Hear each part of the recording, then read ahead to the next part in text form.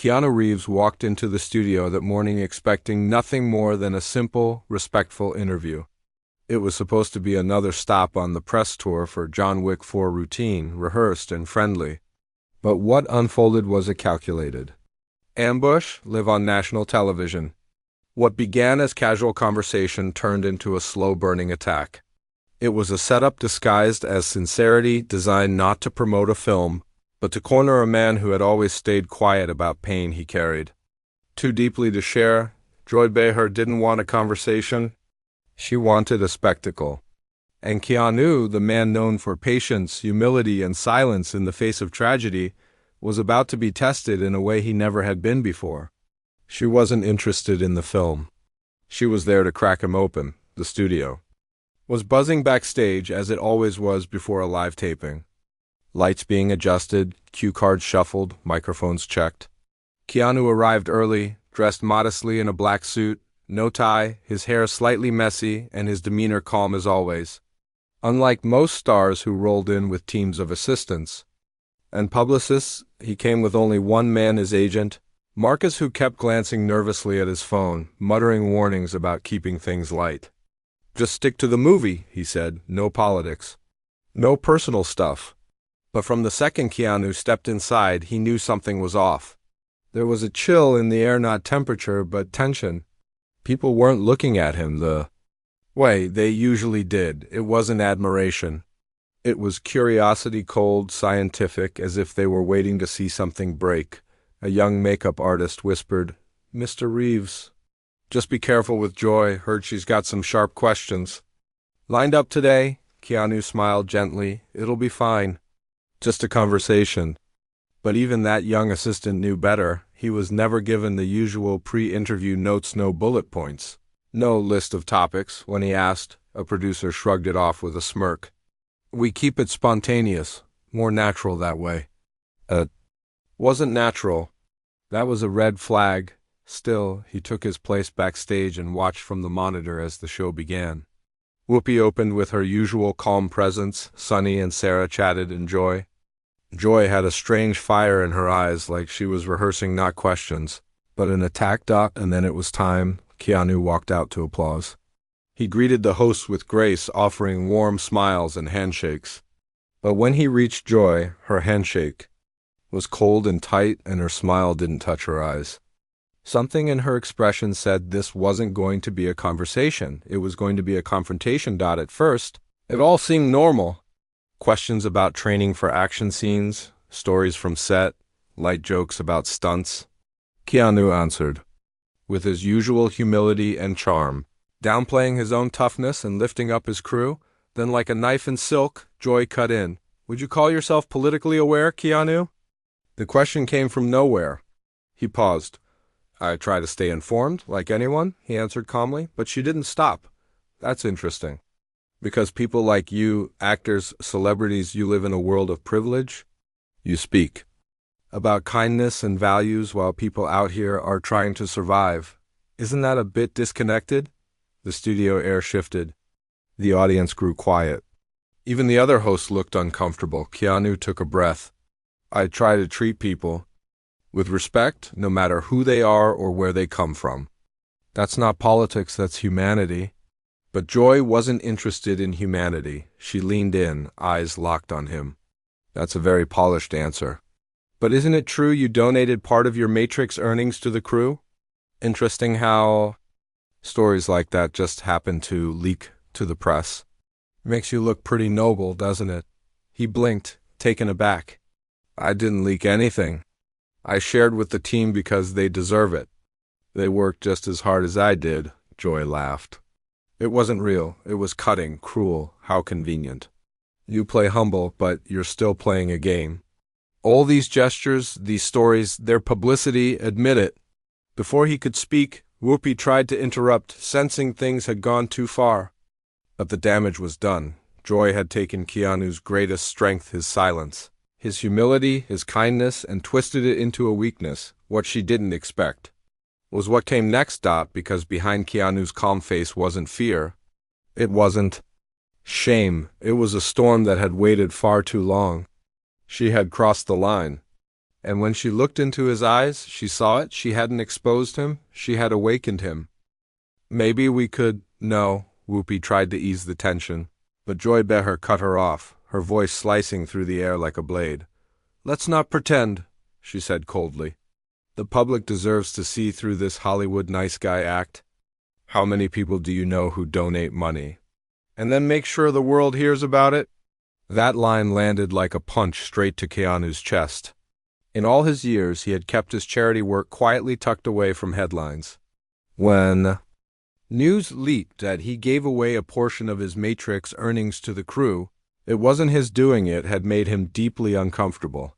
Fame, for him, was never the point. Joy, he answered slowly, his voice calm but slightly shaky. I never shared that information. I've always preferred to keep those things private. Joy leaned back, her smile dripping with sarcasm. Sure you do.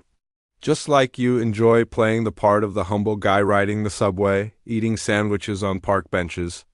Convenient branding, isn't it? The audience stirred, shifting uncomfortably in their seats. Some were puzzled, others visibly annoyed. This wasn't what they came for, Keanu drew in a breath. I ride the subway because it gets me where I need to go. I eat on the street because I'm hungry. That's it, that's all. But Joy wasn't done. She leaned in like a snake ready to strike. Explain this to me then. You were raised in Toronto, middle class, never faced real hardship. So how exactly do you think you understand what ordinary people go through? Isn't that ... dishonest? That question stung. Keanu's hands began to tremble faintly in his lap. She had clearly studied his life. And yet she twisted the facts, reshaped them into weapons. I've never claimed I experienced what others have, he said with quiet strength. And I've never tried to present myself as something I'm not. Joy wasn't listening. She pulled a new card from her notes. What? About when you were a struggling actor living in cheap hotels, taking odd jobs? You've mentioned it in interviews like it was some noble battle. Isn't that just another way to connect yourself to the people? Backstage, Marcus turned pale. He had seen interviews go off track before, but this was different. There was no escape plan here. This was turning into a takedown. Keanu closed his eyes briefly, remembering those early years. There was no glory in them, just loneliness, just silence, just the emptiness of being far from family and wondering if he'd ever belong. There was nothing glamorous about it, he answered, voice soft but heavy. Those were hard times. I wouldn't choose to relive them, and I don't speak about them for sympathy. Joy let out a laugh, sharp and dry. Hard times? Keanu, you were chasing your Hollywood dream with a backup plan most people never get. Comparing that to real struggle is insulting. Finally, Whoopi tried again. Joy, maybe we're not moving away from anything, Joy snapped, the facade of professionalism finally cracking. This is exactly what we should be talking about. We're done letting these billionaire actors walk in here and pretend they're martyrs. The room went still, even. The camera operators froze, unsure whether to keep rolling. Joy had crossed a line. This wasn't journalism. This was character assassination. Keanu scanned the studio, the shocked faces of the other hosts, the audience stunned into silence, and the cold eye of the camera staring back at him. For a brief second, he felt like a cornered animal picked apart for entertainment. He turned back to her, his voice low but steady.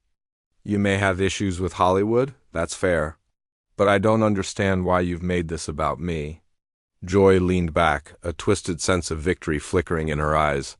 Because someone has to ask the real questions.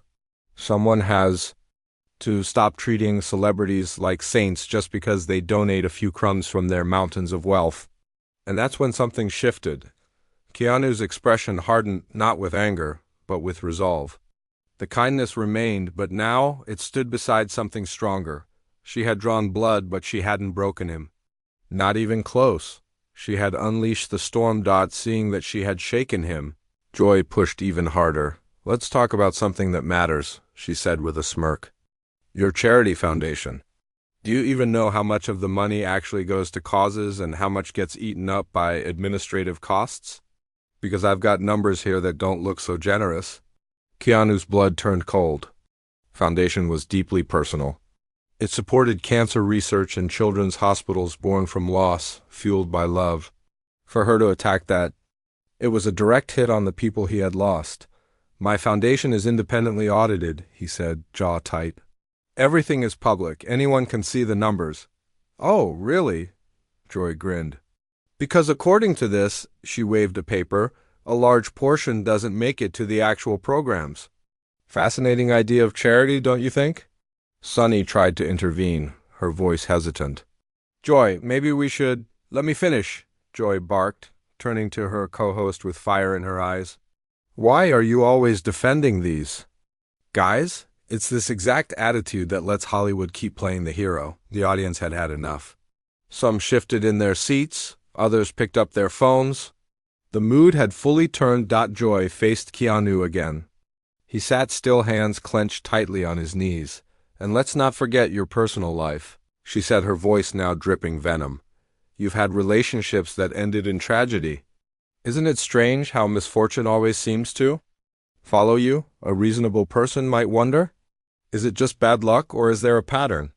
The entire studio froze. She had crossed into sacred ground. She had just turned the pain of Keanu's lost daughter and the tragedies that had haunted his life into an accusation. Whoopi stood up, furious. That's enough. Sit down, Joy. No, Joy shouted. Someone needs to say these things. Someone needs to stop treating Hollywood's broken souls like gods. Keanu was no longer just shaken. He was shaking with fury he had buried. For decades, his gentle eyes had become steel. His voice dropped to a tone that silenced the entire room. You can question my career, my money, my choices, he said slowly and firmly. But you do not speak about my daughter. The air changed.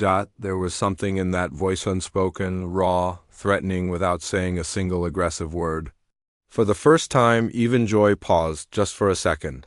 She had poked too hard and too far, but then she smiled. Ah, she said. Now we're finally seeing the real Keanu. There was a flicker of nervous laughter from her brittle, thin. The facade was cracking. You talk about Zen, she sneered, voice sharp like broken glass. But where's all that enlightenment when someone touches a nerve? Enough, Whoopi barked, but her voice bounced off deaf ears. You want to know what I really think? Joy's voice climbed, now nearly a scream. This whole good guy act, it's a performance, a manipulation. You use your personal tragedy like a spotlight to harvest sympathy and boost your image. The crowd gasped, a wave of unease surging through the studio. People stood up.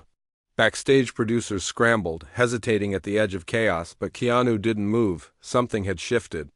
The quiet humility that always followed him like a shadow was gone, replaced by something heavier, stronger, a silent force. Are you done? He asked, voice like calm steel. But Joy, riding the rush of confrontation, kept going. No, I'm not done. Admit it. Admit that you've built your brand on grief and humility. Admit that it's all curated. Joy, that's enough. Sarah tried to intervene, placing herself between them, but Joy was far beyond restraint. He's staring at me like I should be scared, like I should back down from yet another Hollywood narcissist. Then silence. Keanu rose slowly, deliberately, not in anger, not in defiance, but in full possession of his power. Miss Behar, he said quietly, you just used the death of my daughter for ratings. The air cracked. Joy went pale. I didn't say that, you implied it. His voice didn't rise, but it cut through everything like a scalpel. You turned the most painful chapter of my life into a headline, a weapon. Entertainment. Joy opened her mouth. Nothing came out. Keanu slowly removed his mic. Now, he said with calm finality, I'm going to do what I should have done the moment this turned personal. The studio held its breath. Cameras froze. Crew stopped moving, but instead of storming out or yelling, he did something no one expected. He smiled, not kindly, not smugly, but with clarity, like someone who had just solved a puzzle.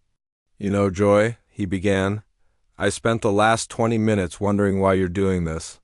Maybe you had bad info. Maybe you were having a rough day. Maybe this was a stunt. She tried to speak. He raised a hand. Instantly, silence. But then you brought up my daughter. His voice softened, and I realized, this isn't about me. This is about you. Everyone watched, riveted. It was no longer an interview. It was a reckoning. You're angry. At the system, at people who seem to have more than you. And you thought I'd be an easy target because I'm quiet. Because I don't fight back. He stepped forward. Not threatening, but resolute. You wanted me to break. But you misunderstood something very important, Joy. Kindness isn't weakness, and humility isn't surrender. His voice began to build, a quiet crescendo. You want to know my story? Fine. My father left when I was a child. That wasn't for sympathy. That was just life. It taught me that family isn't always blood. It's the people who stay. I worked every kind of job just to afford acting classes. Slept in my car, ate noodles for weeks. Not because I wanted to feel real, but because I had no other choice.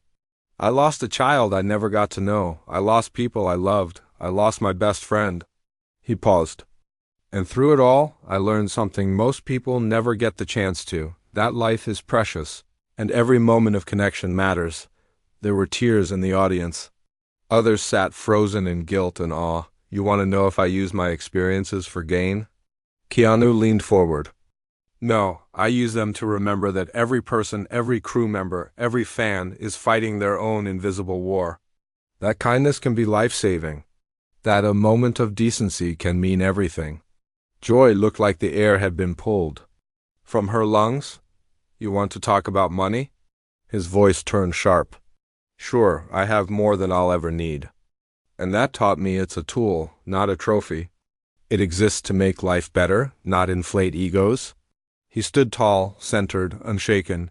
But you didn't want the truth. You wanted a target.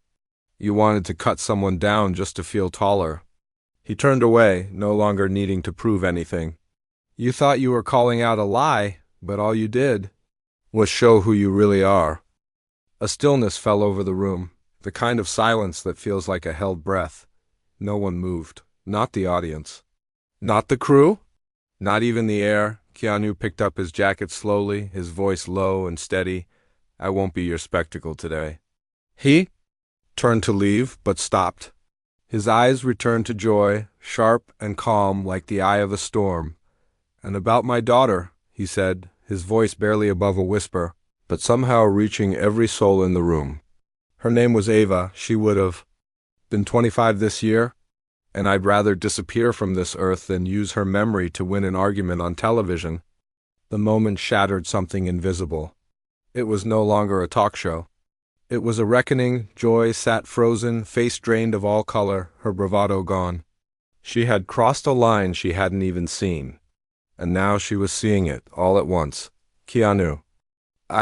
She tried, her voice cracking like dry glass. He raised a hand and the silence deepened. You had your say, he said. Now it's my turn. He stepped forward, not to confront, but to deliver. Not just to Joy, but to the audience, the camera, and the world beyond it. What you just witnessed, he said, is what happens when someone weaponizes grief. Not their own, but someone else's, for clicks, for clout, for cruelty. The audience sat on edge, not a cough, not a whisper, but now.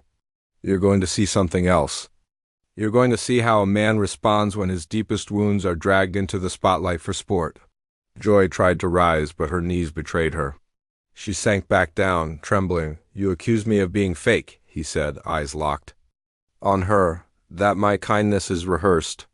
That I've used my pain as currency. He reached into his pocket, pulled out his phone.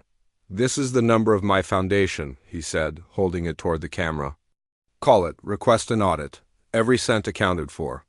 That's transparency, not tweets, not gossip. He continued, unshaken. In the last decade, I've donated over 70% of what I've earned. Not profit, all of it. And I paid good people to keep it out of the news. Not because I'm hiding it, but because I don't need applause, murmurs from the crowd. Some gasped. Phones were out. Recordings already spreading. You want to talk about performances? He asked, voice rising. How? About the performance of smiling at cameras when you're grieving inside. The performance of showing up when you'd rather vanish. of thanking life for what it gives when it's already taken everything. He took a slow step closer, voice low again. But you know what's not an act, Joy? Treating people with dignity. Respecting the weight they carry, even when you can't see it. Knowing that behind every calm face is a battlefield. Joy's eyes welled, lips trembling. You brought up privilege, he continued, so let me tell you about mine. I visit children dying in hospitals, not for press, but because I know what it's like to lose someone too young. I cover medical bills for strangers. I fund cancer research. I give to those I'll never meet because someone once helped me. He was glowing now, not with anger, but with conviction. I remember every crew member's name, because once I was invisible. I give away cars and houses because things are just things, but kindness echoes forever. He paused, and for the first time, his voice faltered. You used the death of my daughter, the most sacred, painful loss of my life, as ammunition. The silence thickened, heavy as grief itself. She died before I could hold her, before I could hear her laugh, before I could teach her to ride a bike or walk her down the aisle. And you took that pain and twisted it into a punchline. Joys. Tears fell freely now. She couldn't look at him. I'm going to leave, Keanu said, his voice regaining its strength. And I won't come back, not here, not ever. He turned to the audience and to the world. But before I go, let me say this. This woman, he pointed without turning back, is not just a host. She is a mirror of what's broken. A culture that devours empathy, that weaponizes pain, that needs to destroy to feel powerful. He let the words hang. She wake up tomorrow still carrying this moment, the moment she tried to humiliate a grieving father on live TV. And me? He smiled, faint but firm. I'll wake up and keep believing, in goodness, in grace, in treating strangers like brothers and wounded hearts like sacred ground. He walked to the door, paused one last time. The difference between U.S. Joy, he said softly, is that I use my pain to help others heal. And you use yours to hurt? And with that, Keanu Reeves walked off that stage, not defeated, but defined, by honor, by truth, by grace in the face of cruelty. What followed was not just a media storm, it was a reckoning. The moment became legend, shared, riposted, remembered. Joy Behar remained behind, her mask shattered. The wreckage of her choices laid bare before a world that had just watched her soul unravel. The phone wouldn't stop ringing, publicists, lawyers, producers, some panicking, some calculating. But Keanu wasn't listening to any of it. He stood by the window, unmoving, eyes fixed somewhere beyond the skyline as if trying to find stillness in a world that had just turned upside down. Keanu, said Marcus, his manager, his voice urgent. TMZ's on the line. CNN wants a quote. Ellen's team is offering you an exclusive hour to tell your side. Keanu didn't turn around. After a long pause, he finally spoke. Do you think she meant it? Marcus blinked. Meant what? What? She said, about being miserable, about hating herself. There was disbelief in Marcus's silence. Then, Keanu, she tried to gut you in front of millions. She used Ava. She used your daughter to wound you. And you're worried whether she's okay? Keanu nodded slowly. That's exactly why I'm worried. Someone that cruel must be carrying pain I can't see, and pain that deep doesn't come from nowhere. Back in the studio, the show limped along, broken and disoriented. What do you do after a soul has been exposed on live television? Whoopi tried to salvage the moment. Ladies and gentlemen, what you've seen here today, but her voice faltered. There were no words. Then unexpectedly, Joy stood. Her hands trembled, but her voice found clarity.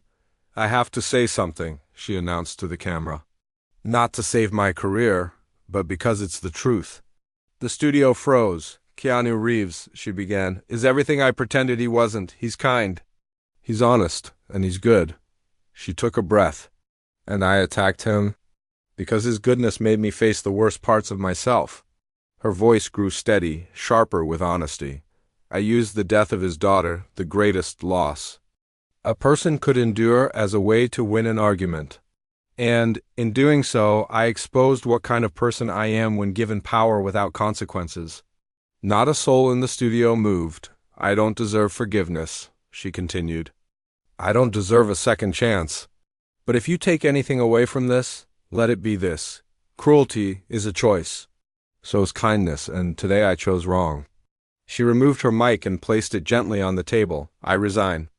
Not just from this show, but from pretending to be someone worth listening to. Then, quietly, Keanu Reeves taught me something today.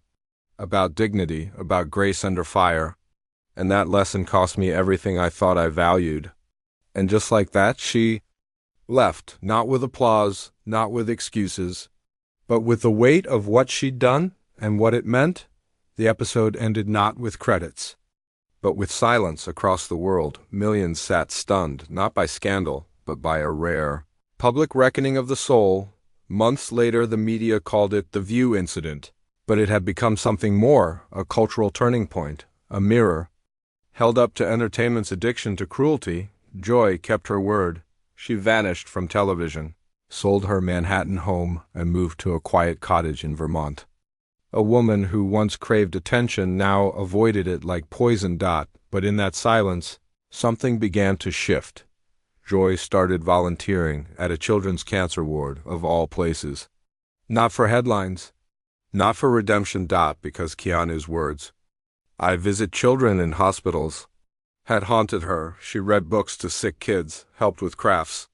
She was just Mrs. B now, a soft-spoken lady with kind eyes and a quieter heart. The sharp wit was gone. In its place was someone learning to comfort, not wound, she wrote in a journal daily. One entry read, Today a 6-year-old asked me why I look sad. I told him I'd hurt someone very good. He asked, Did you say sorry? I said some things can't be fixed with words. He replied, Then you have to become the sorry. Meanwhile, Keanu did what no one expected, nothing for himself. No interviews, no victory lap, no memoir. Instead, he quietly created the Ava Foundation, dedicated to families dealing with pregnancy loss and childhood cancer. When asked about Joy, he simply said, People mess up. What matters is what they do next. The ripples spread. Talk shows began adopting dignity protocols. Audiences questioned the entertainment value of watching someone be destroyed. The phrase, what would Keanu do, became shorthand for choosing empathy over rage. A letter arrived 6 months later. Keanu received a handwritten letter, 12 pages. No pleas, no requests. Just truth. Joy told him about the children she worked with, about learning to listen instead of attack. She ended with this, I'll never forgive myself. But the point isn't self-forgiveness. It's becoming someone who would never cause that kind of pain again. Someone who adds light instead of darkness. Keanu read it alone in his study. Photos of Ava lined the shelves. Then, quietly, he picked up the phone. At the hospital, a nurse tapped Joy on the shoulder. Mrs. B. There's a call for you. Joy looked confused. No one called her here. She picked up. Joy, said a voice, warm and unmistakable. It's Keanu. I got your letter. She nearly dropped the phone. I never expected. I know, he said gently. I'm not calling to offer closure. I'm calling because I heard what you're doing with the kids. She went silent, tears streaming now. They don't know who you used to be, he continued. To them, you're just Mrs. B, the lady who reads and listens and stays. Maybe that's who you were always meant to be. I destroyed my life on national TV, she whispered. I became a monster. No, Keanu replied. You became human, and you chose to change. A long silence. You're giving those children what Ava never had.